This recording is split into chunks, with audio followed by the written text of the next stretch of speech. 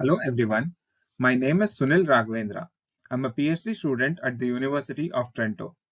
Today, I will be presenting a part of my research work on cellular structures. My topic is evaluation of static and fatigue properties of regular lattice and trabecular cellular structures. The testing of these structures was carried out at the University of Trento, while the samples were produced in collaboration with Linkotech Medical. The outline of my presentation is as follows: introductions, selective laser melting, specimen details, experimental methods used, results obtained, and the conclusion of the study. Let us see what are cellular structures and what is their advantages. Natural cellular structures such as wood, cork, bone, honeycomb have been used, studied, and even mimicked for applications. The advantages of these structures are their lightweight, high specific strength and stiffness. These cellular structures have properties which can be tailored according to the loading conditions. They are classified into two types. One is foams and the other one is lattice cellular structures.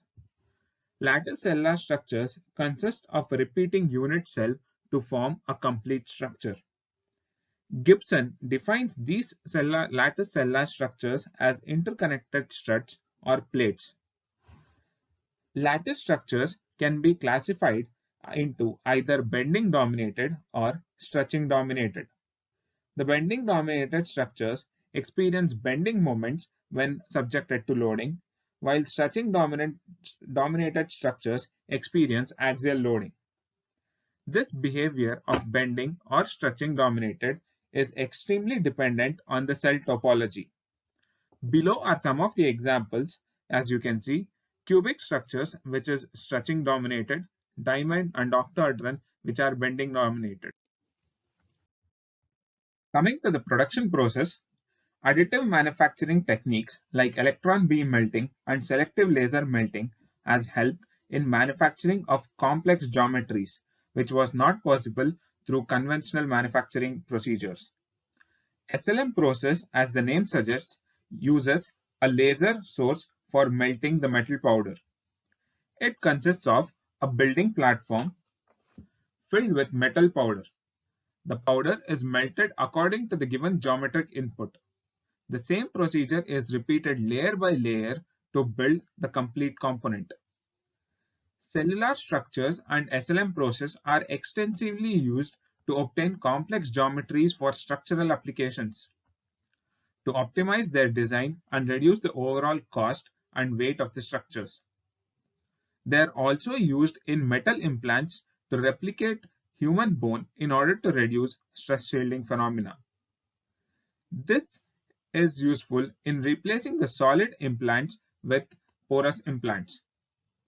This being the main focus of my study, the design of cellular structures having mechanical properties which is close to the human bone and can be used for implants. As indicated, the samples were produced using SLM process. A laser power of 200 watt and a layer thickness of 60 micron was used.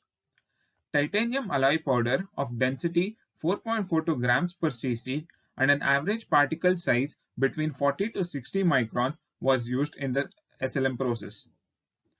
4 different morphologies were produced having a strut thickness of 200 microns and a pore size of 1500 microns. The topologies were cubic, star-shaped, which have vertical struts with 6 nodes, 6 struts from one node, X-shaped with 4 struts from one node, and trabecular structures in which the struts are organized randomly with 4 to 6 struts from a single node, in order to obtain a similar pattern as that of a human trabecular bone. Two sets of samples were produced.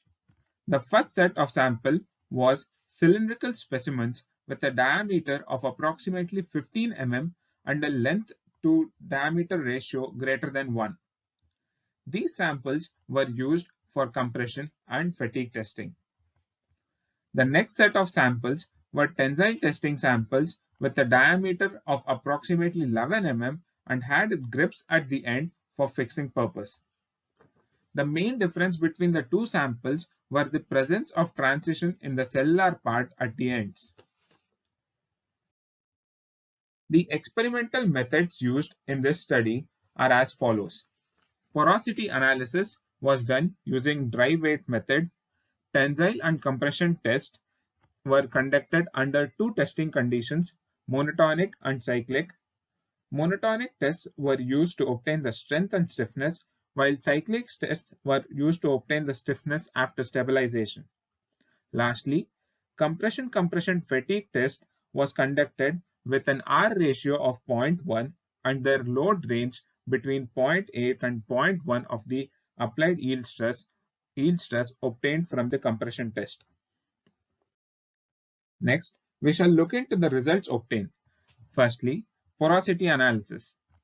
The porosity of the samples were calculated by taking the density of the cellular specimen and the density of the bulk specimen, which is close to 4.42 grams per cc. The density of the porous cellular structures was obtained by taking their dry weight and by dividing it by the volume. The design porosity of these cylindrical samples was directly obtained from the CAD design. These values are in the range of 90% porosity. The measured porosity of the samples varied between 71 to 80% for all the samples. The decrease in the porosity was due to increase in the strut thickness during the manufacturing process. A maximum variation of 22% was seen for trabecular structures since they have random arrangement of the struts with 4 to 6 struts at a node. The nodes and the struts become bulkier during the SLM process when compared to the other strut, making the difference between the design and porosity of almost 22%. The stress strain curve for both tensile and compression tests are as shown. First, let's talk about the tensile stress strain curve. It can be seen that the cubic samples had the highest stress, but the strain values at which the sample fails is very less compared to other structures. While the X-shaped samples which had no strut along the loading direction was able to sustain strain values of almost 0.1. Similar trend was seen in compression test. All the samples apart from the cubic had a long plateau with strain values as high as 0.25. The axial loading on the vertical struts of cubic samples failed suddenly due to buckling, while struts in other directions for the other samples are subjected to bending loads and are more compliant. Stiffness, maximum stress, and 0.2% offset yield stress was calculated using the stress strain curves and are tabulated in the upcoming slide. The cyclic tests were conducted between 20 to 70% of yield load. 5 cycles of loading was applied. The stiffness values was calculated using the unloading cycle. The curve of the tensile test overlapped from the first cycle itself, indicating that stability is achieved initially. But for compression loading, it can be seen that the curve traces the path after the first unloading cycle, and a clear difference between the slope of first unloading cycle and the next consecutive cycles can be seen. Now, let's look at the Young's modulus values obtained from static test. Cubic samples had the highest Young's modulus, followed by star-shaped, trabecular, and the lowest value was for X-shaped sample. The Young's modulus values range from 1 GPa to 16 GPa. A difference in values was observed while comparing monotonic and cyclic test. This is due to the stabilization. Therefore, the cyclic modulus is always used for the characterization of the cellular structures. Also, Young's modulus in tensile is higher than in compression.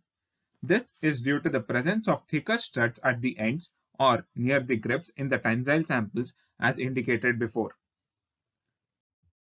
The strength values are compared in the slide. The maximum strength and 0.2% offset yield strength are used. The offset yield strength was very close in both tensile and compression, while maximum strength was higher in compression compared to tensile. The tensile samples had lesser porosity compared to compression samples, but yet had a lower maximum strength. This difference is due to the different deformation mechanisms in tensile and compression. In tensile testing, the deformation of specimen is basically stretching dominated, while in compression, the deformation mechanism is bending dominated. 12 to 15 samples were subjected to fatigue loading, with at least 2 samples at each load and 3 samples at lower loads. The number of cycles to failure was recorded by looking at the decrease in the frequency of the samples. The samples were regarded as failed when the delta frequency was 1 Hz. The SN curve is as shown. The curve was fitted using an asymptotic fitting function. The curve of cubic samples is a straight line with only 2 points. This is because the sample did not fail under fatigue load for loads below 0.8 of the yield value. A normalized SN curve was plotted to look at the behavior of the samples. It can be seen that cubic and star-shaped samples which had vertical struts were closer to each other, while SN curves of the X-shaped and trabecular specimens almost overlapped. The fatigue strength of the samples were calculated at 10^6 cycles for all the samples. The cubic samples, as mentioned, did not fail for loads below 0.8 of the yield load. Therefore, an approximate fatigue strength of 50 MPa was tabulated. The star-shaped samples had an extra vertical strut compared to the X-shaped samples, which increased its fatigue strength by almost 8 times.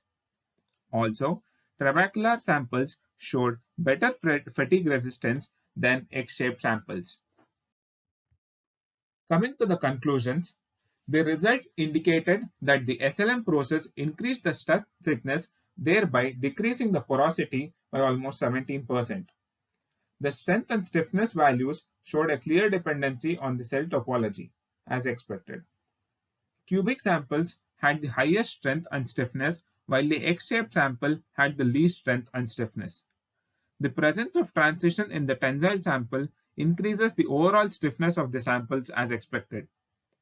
But the stiffness values were in the range of 3 to 20 GPa, which is close to the properties of a human bone. Coming to the fatigue test, the cubic samples sustained fatigue loads of up to 10^7 cycles. Also, fatigue strength decreased with increase in the bending dominated behavior of the cell topologies. Cubic samples were 100% stretching dominated with good fatigue performance, while X-shaped samples, which were purely bending dominated, had the least fatigue strength. Overall, all the samples considered have their mechanical properties in the range of a human bone. Therefore, these cellular structures can be further analyzed and considered for application in implants. Thank you.